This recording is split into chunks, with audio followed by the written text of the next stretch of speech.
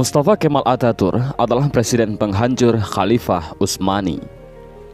Anda tahu siapa Mustafa Kemal Atatürk? Dialah presiden pertama dari Republik Turki sekuler. Dialah dalang dibalik kekacauannya Khilafah Utsmani sampai Khilafah Utsmani harus runtuh pada 3 Maret 1924. Dan ketika Mustafa Kemal Atatürk berkuasa di Turki, dia menjadi diktator pertama di dalam dunia Islam.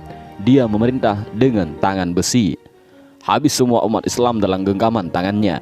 Tangannya berlumuran darah umat Islam yang menghendaki agar Khalifah Utsmani kembali menghiasi bumi Istanbul. Mustafa Kemal juga yang menghapus segala bentuk hukuman syariah.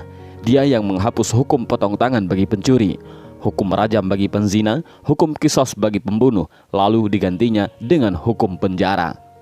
Tak hanya itu, Mustafa Kemal juga menghapus hukum waris, menyamaratakan ahli waris laki-laki dengan ahli waris perempuan, menghapus hukum hijab bagi muslimah, mengubah Masjid Hagia Sophia menjadi museum, kalimat azan diganti menjadi bahasa Turki, menggalakkan minum-minuman kamar di tempat umum, dan menjadikan majelis-majelis ilmu kemudian menggantikannya dengan tempat-tempat lokalisasi pelacuran dan diskotik.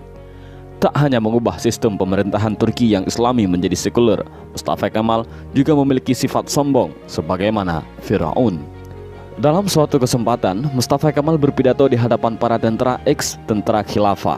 Dalam pidatonya itu, Mustafa Kemal membanggakan dirinya dengan berkata, "Kini sekarang siapa yang berkuasa, aku atau Tuhan?" Dengan perasaan takut, para tentara itu serentak mengucapkan, "Andalah paduka yang kami takutkan sekarang." Mendengar jawaban dari para tentara itu, senyum kesombongan mengukir di bibir Mustafa Kemal. Tapi semua itu berhenti ketika periode akhir Oktober 1938. Saat itu, Mustafa Kemal awalnya menderita penyakit kulit, namun Mustafa Kemal menderita penyakit tambahan yakni malaria, lever, dan penyakit kelamin.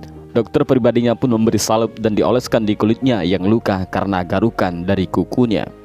Dr. Abdullah Azzam dalam bukunya Al-Munaratul Mafkudah menjelaskan prosesi ajal Mustafa Kemal Atatürk yang sangat mengerikan. Menurut Dr. Abdullah Azzam, sebuah cairan berkumpul di perutnya secara kronis, ingatannya melemah, darah mulai mengalir dari hidungnya tanpa henti. Untuk mengeluarkan cairan dalam tubuhnya, dokter pun menusuk jarum di perutnya. Tapi hasilnya perutnya membusung dan kedua kakinya membengkak. Wajahnya pun menjadi pucat pasi dan terlihat seperti tengkorak.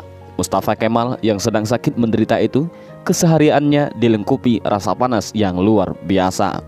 Bahkan, gatal-gatal dari tubuhnya semakin menjadi-jadi, hingga dia merasa tak tahan lalu menjerit sampai terdengar di seluruh istana.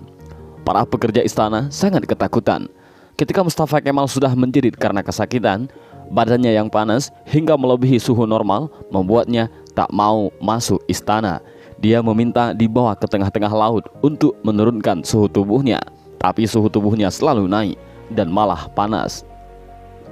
Syekh Dr. Said Husin Al-Afani dalam kitabnya Al-Jaza min Jinsil Amal mengisahkan bahwa sebenarnya Mustafa Kemal sudah mulai menderita kanker hati pada tahun 1936. Tapi anehnya para dokter yang mendiagnosa baru mengetahui Mustafa Kemal terkena kanker hati pada tahun 1938. Dan puncaknya, pada pagi hari tanggal 10 November 1938, Mustafa Kemal dinyatakan mati oleh tim dokter. Sakratul maut yang amat mengerikan bagi pengkhianat dan penghancur Khalifah Utsmani. Bahkan ketika akan proses pemakaman pun, para ulama Turki menolak untuk menyolatkan jenazah busuk Mustafa Kemal. Baru di hari ke-9, atas desakan dan permintaan dari adik perempuan Mustafa Kemal, barulah para ulama dan rakyat Turki mengkafani, menyolatkan dan menguburkan Mustafa Kemal. Tapi naas, ketika jenazahnya akan dimasukkan ke bumi, jenazahnya terlempar ke atas. Para penziarah dibuat repot oleh hal ini. Untuk para ulama sepakat untuk menimbun jenazah Mustafa Kemal dengan bebatuan di bukit di Ankara. Baru setelah 15 tahun matinya Mustafa Kemal, jenazahnya kembali untuk dikubur. Tapi lagi-lagi, bumi menolak jenazah Mustafa Kemal. Hingga akhirnya jenazah Mustafa Kemal dimasukkan ke dalam Museum Etnografi di Ankara, Turki. Jenazahnya ditimbun dengan bebatuan marmer yang bobotnya sampai 44 ton. Dan jika Anda pergi ke Museum Etnografi di Turki untuk melihat makam Mustafa Kemal, para pemandu museum pasti akan menyemprotkan parfum yang paling wangi ke pakaian Anda. Sebab Jika Anda sudah mendekati makam Mustafa Kemal, pasti akan tercium bau yang lebih busuk dari bangkai.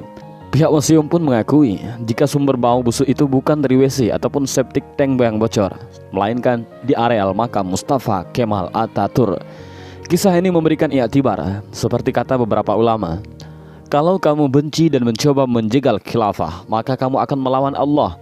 Lihat kematian yang mengerikan menimpa Mustafa Kemal Atatürk, si penjegal dan penghancur khilafah Utsmani. Aroma bau yang keluar dari makam Mustafa Kemal adalah cara Allah memperingatkan kepada siapa saja yang mencoba sombong dengan kekuasaannya dan melawan syariatnya, maka dia akan mendapatkan kematian yang terhina.